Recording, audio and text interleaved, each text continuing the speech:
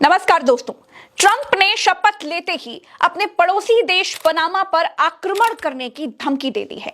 Trump का कहना है कि पनामा नहर को हमने यानी अमेरिका ने ही पनामा को दिया था, लेकिन पनामा अब चीन के प्रभाव में आ गया है।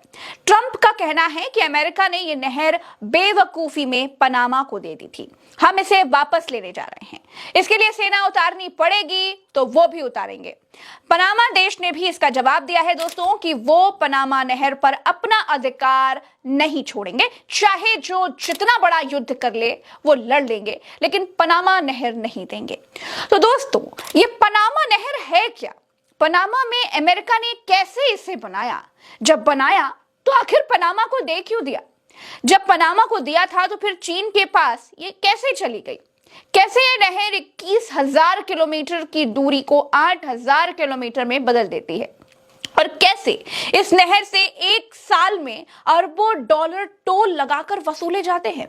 दोस्तों, आज इसी को समझेंगे, तो वीडियो को गौर से देखिएगा और पूरा देखिएगा।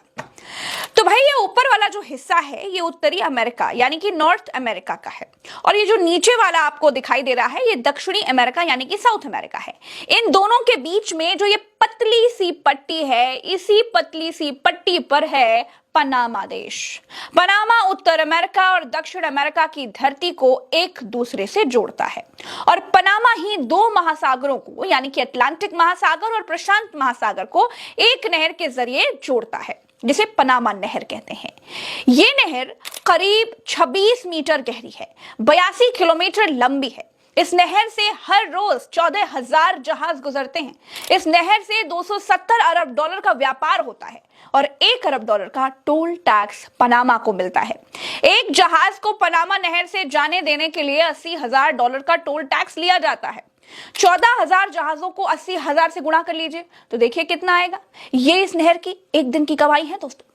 इस नहर को बनाने से पहले जब अमेरिका के एक जहाज को न्यूयॉर्क से अपने ही दूसरे राज्य सैन फ्रांसिस्को जाना होता था तो जहाज को लगभग 21,000 किलोमीटर का दक्षिण अमेरिका का चक्कर लगाना होता था।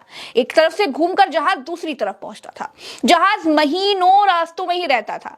अमेरिका ने पनामा देश में 82 किलोमीटर लंबी नहर खोदकर ये जो दूरी है वो केवल 8,000 किलोमीटर की कर दी, यानी महीनों की यात्रा मात्र 8 दिन की हो गई। इसी नहर को पनामा से छीनने के लिए ट्रंप पनामा पर आक्रमण करने को तैयार हो गए हैं।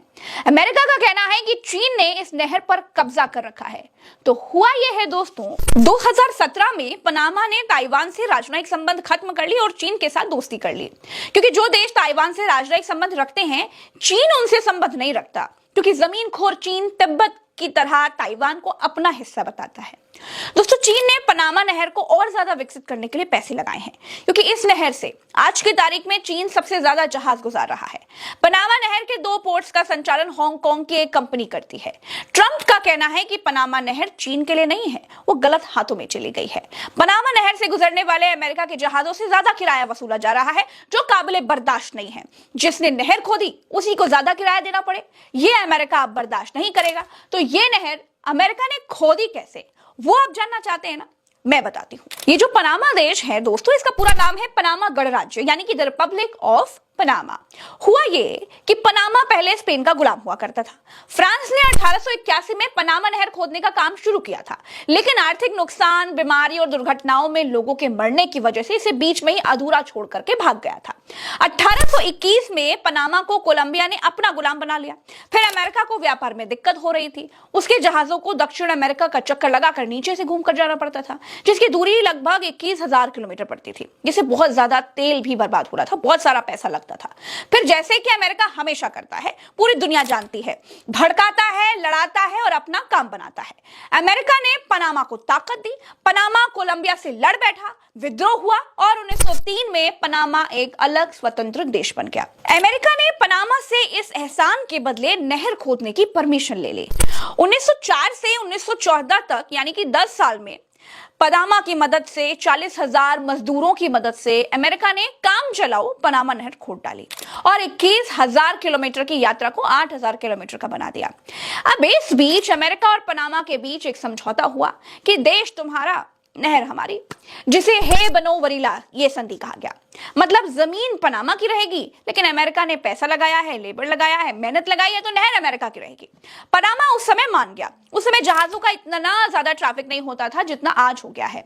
जब जहाजों की संख्या बढ़ने लगी, भाई पनामा ने देख लिया कि अमेरिका जहाजों से टोल टैक्स वसूल रहा है, खूब मुनाफा पीट रहा है और जिंदगी भर मुनाफा पीटेगा। हर धंधे वाली पार्टनरशिप में क्या होता है, हर धंधे वाली पार्टनरशिप की तरह पनामा को धीरे धीरे से खटकने लगा कि उसकी जमीन पर अमेरिका माल क्यों बनाए। पनामा देश नहर को अमेरिका से लेने की कोशिश करने लगा। दोस्तों, 1964 में नहर के इलाके में पनामा का झंडा फहराने के अधिकार को लेकर के अमेरिका के लोगों और पनामा के लोगों के बीच दंगा भड़क गया, जिसके कारण दोनों देशों के बीच राजनयिक संबंध खराब हो गए। किसी भी संधि को तोड़ने की शुरुआत ऐसे ही होती है, रिश्ते खराब करके ही तो होती है। अब ये इतिहास तो हम देख चुके हैं। पनामा का कहना था कि अमेरिका ने संधि में वैलिडिटी नहीं लिखी थी, यानी कि कब तक अमेरिका का कब्जा नहर पर रहेगा ये तो अमेरिका ने बताया नहीं, इसीलिए अब नहर पनामा को सौंप दी जाए। 1976 में अमेरिका में चुनाव हुए। राष्ट्रपति पद के लिए डेमोक्रेटिक उम्मीदवार जिमी कार्टर ने कसम खाई कि वो भविष्य में कभी भी पनामा नहर क्षेत्र का व्यावहारिक नियंत्रण नहीं छोड़ेंगे। चुनाव जीतने के बाद कुछ समय के बाद कार्टर अपनी कसम से पलट गए। नहर के बारे में अमेरिकी सीनेट ने 2 संधियां बनाई। पहली संधि थी तटस्थता संधि, जिसमें कहा गया कि अमेरिका अपनी सेना का उपयोग पनामा नहर की सुरक्षा के लिए किसी भी खतरे से बचाने के लिए कर सकता है। और जो दूसरी संधि थी, जिसे पनामा नहर संधि कहा गया, इसमें यह कहा गया कि 31 दिसंबर 1999 को यह नहर पनामा वासियों को सौंप दी जाएगी। दिसंबर 1989 में राष्ट्रपति जॉर्ज H.W. बुश ने पनामा के नेता मैनुअल नोरिगा को सत्ता से हटाने के लिए पनामा पर आक्रमण का आदेश दे दिया। हालांकि 1999 तक संबंध शांतिपूर्ण हो गए। पनामा के लोग अमेरिका का विरोध करते रहे, दंगों का दौर वैसे ही चलता रहा। पनामा नहर पर अमेरिकी अधिकारियों का रुकना दूभर हो गया था। संधि तो हो ही चुकी थी कि संधि के मुताबिक नहर पनामा वासियों को सौंप दी गई।